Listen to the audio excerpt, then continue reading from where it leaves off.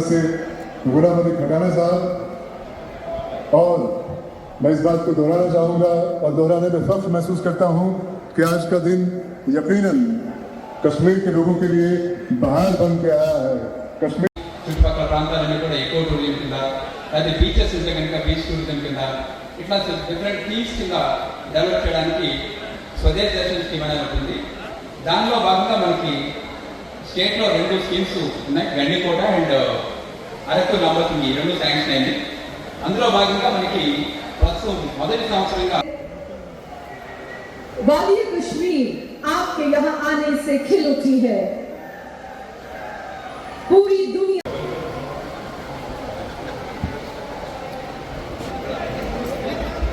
TV constituency MLA గారైన కొంచెం శ్రీనివాసరావు గారు రియోస్ గారు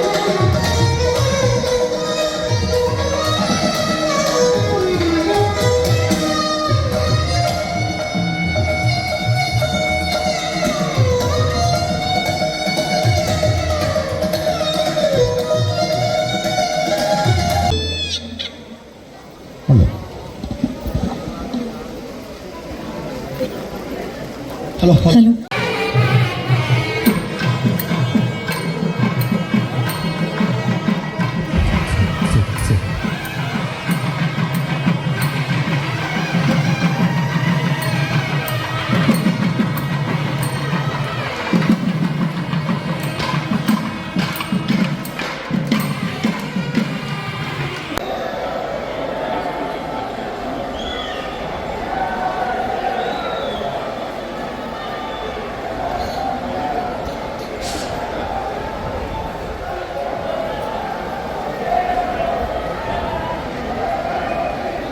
मंच पर माननीय प्रधान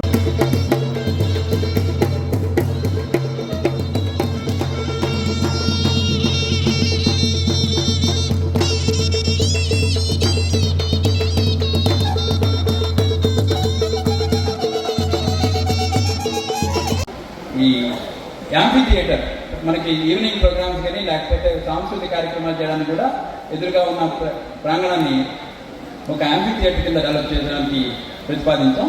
అట్లాగే ఒక మల్టీపర్పస్ హాల్, మన కళ్యాణాలు చేయడానికి కానీ లేకపోతే మ్యారేజెస్ చేయడానికి వీలుగా ఒక ఫంక్షన్ హాల్ కూడా దీనిలో బాగా చేస్తున్నాం. అట్లాగే టెంపుల్ ఎడ్యుమినేషను, తర్వాత మెకనైజేషన్, కిచెన్ మెకనైజేషను, దానికి సంబంధించి కూడా దీనిలో నిధులు శాంక్షన్ చేయబడింది. అట్లాగే బ్యాటరీ వెహికల్స్ కూడా ఒక 6 బ్యాటరీ వెహికల్స్ టెంపుల్కి ఇవ్వడం జరుగుతుంది. సో మొత్తంగా మనకి ఒక 54 కోట్లతోటి మంచి సౌకర్యాలు దీనిలో ఏర్పాటు చేయడం జరుగుతుందని మీ అందరికీ తెలియజేసుకుంటున్నా. ఆల్రెడీ మాకు టెండర్స్ పూర్తయి పనులు కూడా జస్ట్ మట్టి పనులు జరుగుతున్నాయి. జస్ట్ ఫౌండేషన్ త్వరలోనే మేము స్టార్ట్ చేయడం జరుగుతుంది. సో ఇప్పుడు దీని మీద ఒక స్మాల్ ఏవీ మీకు చూపిస్తాం.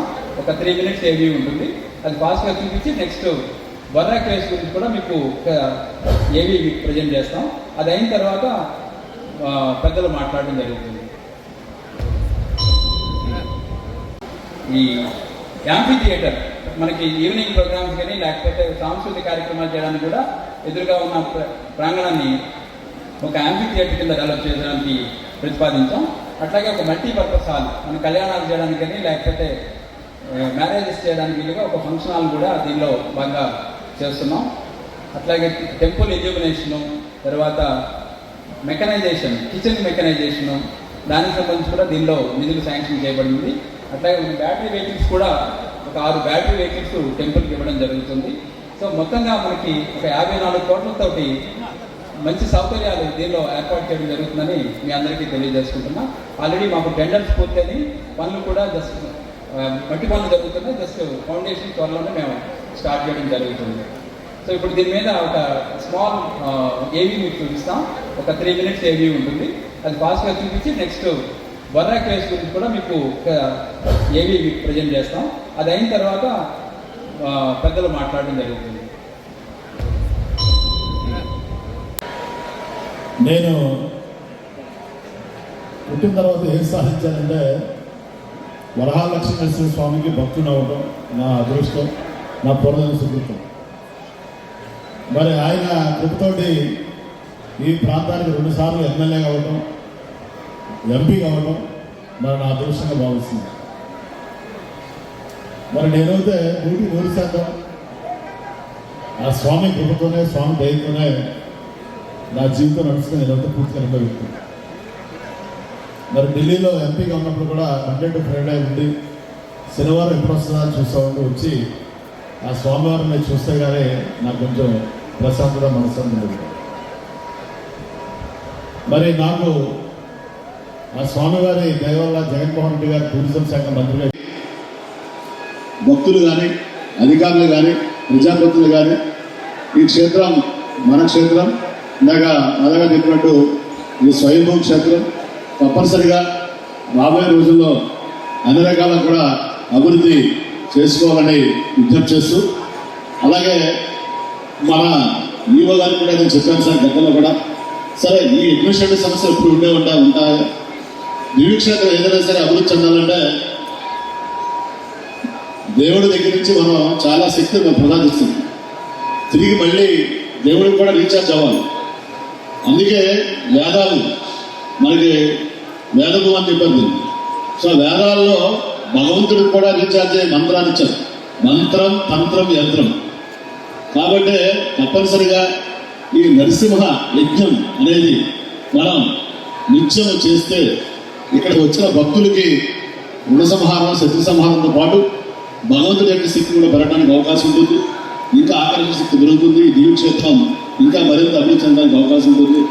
కాబట్టి తప్పనిసరిగా దివ్యక్షేత్రం అభివృద్ధి చెందాలి, స్థానిక ప్రజలు బాగుండాలి, రాష్ట్రం బాగుండాలి, దేశం బాగుండాలంటే ఆ యజ్ఞ యాగాదులే మన పూర్వీకులు మనకి ఇచ్చినటువంటి సంపద. చాలామంది అనుకుంటాం మన పిల్లలకి ఏమి ఇస్తాం వారసత్వం అంటే పెద్ద పెద్ద విశాల రోడ్లు, పెద్ద పెద్ద కట్టడాలు, పెద్ద పెద్ద ఆస్తులు ఇవ్వాలి. మన సంస్కృతి సాంప్రదాయాలే మన పిల్లలకు మన వారసత్వం ఇవ్వాలి. తప్పనిసరిగా ఆ వారసత్వాన్ని కంటిన్యూ చేయండి సార్. చేస్తే తప్పనిసరిగా దివ్యక్షేత్రం రానున్న రోజుల్లో మరింత వైభవంగా ఉంటుంది. మోడీ గారు లాంటి పెద్దలు కూడా రావడానికి అవకాశం ఉంటుంది. ఇవాళ చూడండి ఆ స్వామివారి మహిళ లేకపోతే మరి శ్రీశైలంలో కూడా ఆనాడు కిషన్ రెడ్డి గారితో చెబుతూ జరిగింది టూరిజం మినిస్టర్ ఉన్నప్పుడు. వాళ్ళు సాక్షాత్తు యూనియన్ మినిస్టర్ చేయొచ్చు, కానీ మోడీ గారే చేస్తారంటే మనందరికీ ఎంత గర్వకారం, ఎంత గొప్పతనం. సాక్షాత్ దేశ ప్రధాని మరి ఈ కార్యక్రమం చేయడం అంటే చాలా గొప్ప విషయం. కాబట్టి తప్పనిసరిగా ఆ దివ్యక్షేత్రం యొక్క విశేష వైభవాలు రాబోయే తరాలకి మనం అందించాల్సిన బాధ్యత ఇక్కడ కూర్చున్న ప్రజాప్రతినిధులు కానీ, అధికారులు కానీ, అధికారుల మీద కానీ అందరి మీద ఉందని తెలియజేసుకుంటూ, తప్పనిసరిగా ఒక రాజకీయ నాయకుడిని కాకుండా ఆ స్వామివారిని పరిపూర్ణంగా నమ్మే భక్తులుగా ఈ దివ్యక్షేత్రం యొక్క అభివృద్ధికి నా వంతు కృషి, సహాయ సహకారాలు ఎప్పుడు కూడా చేస్తానని, దీంట్లో పాల్గొన్నటువంటి ఆ భక్తులందరికీ, అధికారులకి, ప్రజాప్రతినిధులకి ఆ స్వామివారి ఆశీస్సులు, అలాగే వీడియోలో చూసే భక్తులు కూడా అందరికీ కూడా ఆ స్వామివారి యొక్క దయ, కరుణ, కటాక్ష ఉండాలని. సి గారు మీరు రిటర్న్ అయిపోయారు కదా, రిటర్న్ అయిపోయినా ఆ స్వామివారి నిద్ర ఉంది కాబట్టి ఇవాళ మళ్ళీ మీ చేతుల మీదుగా